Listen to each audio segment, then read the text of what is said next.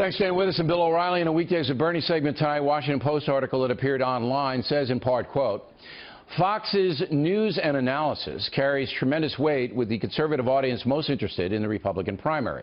And right now, the network is doing a pretty good job of throwing that weight around. Fox has gotten under Trump's skin more often than most with tough questions and reasonable critiques, unquote.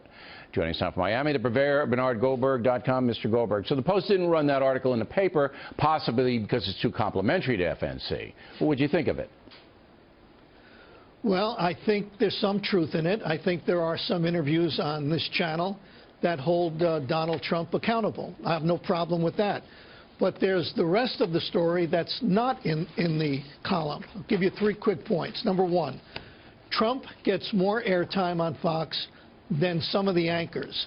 And that in and of itself is a plus, because if Christie or Fiorina or Kasich or Huckabee or Rubio got as much airtime, I think their poll numbers would be higher. So that's a plus, and that wasn't in the column. Number 2, Trump has more than a few friends on Fox, and some of them interview him as if they were interviewing a friend.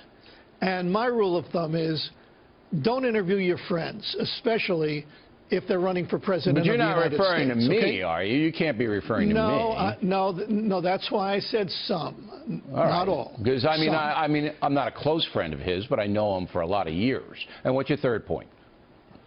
My third point is the most important one, at least from my point of view. I want to make very clear that many, many, many Trump supporters are good, honorable, decent people who support Trump because they are so fed up with politics as usual, and they believe that Donald Trump will make America great again. I want to emphasize, no problem whatsoever with those people. But Trump also has other supporters.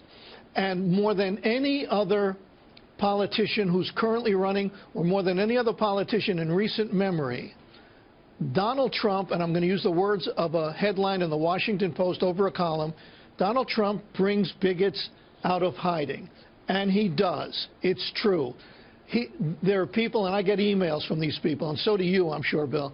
They hate Muslims, and they hate all Muslims, not just the ones who are terrorists. They hate Mexicans, and not just the ones who are smuggling drugs. They hate gays, that's for damn sure.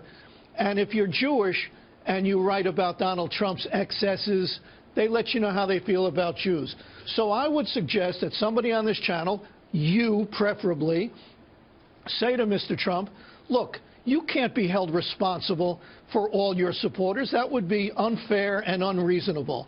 But you do attract people who go way beyond simply being angry. But you attract people who some people think are bigots. Okay. Look, I'll make that. Let me refute. I want to get to this Trump video, but I want to refute the points. Number 1, airtime. CNN gives Trump more airtime than Fox. And the reason that all cable news networks want to put Trump on is because he generates ratings, and this is a business. Of course. That's number 1. Of course, but it helped. But it helps him, and that was not in the article. But if the other candidates were as provocative as Trump, their airtime would go up as well. Nobody wants to hear rehearsed speeches, and a lot of the candidates, that's all they give you.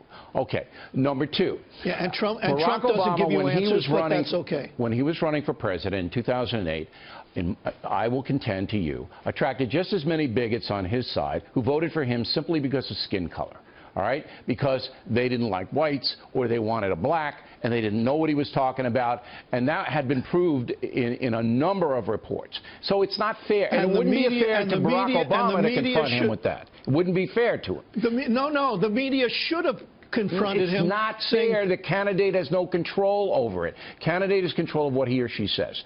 On that note, let's go to the Trump. This is an internet video that was just released. Go. Women's rights are human rights, and human rights are women's rights, once and for all. Let's keep fighting for opportunity and dignity. Wow, we got Cosby in there, we got Weiner in there, we got Lewinsky in there. I mean, where's Charles Manson? Yeah. Go. Right. Okay. I wrote a column on my website. It's still up there, defending Donald Trump, saying that if Hillary Clinton is going to A, bring Bill Clinton on the campaign trail to help her get elected, and B, say that Donald Trump has a penchant for sexism, then she has opened the door, and he has every right to go right in through that door and do this. But she has backed off of that. He apparently hasn't. I think this isn't going to hurt him one bit with his supporters. No, this is going to help him. It's going to help him. Right. Oh, but elections are about the future. Elections are about the future, not the past. While this is going to help him, certainly not hurt him among his supporters, I don't see how this is going to help him in the broader Maybe not, but he's got to electorate. get there, and this sucks all the air out of the room. Everybody's going to be talking for it this week, and all the people who don't like Hillary are going to be yes, and you know it. Bernie Goldberg, everybody.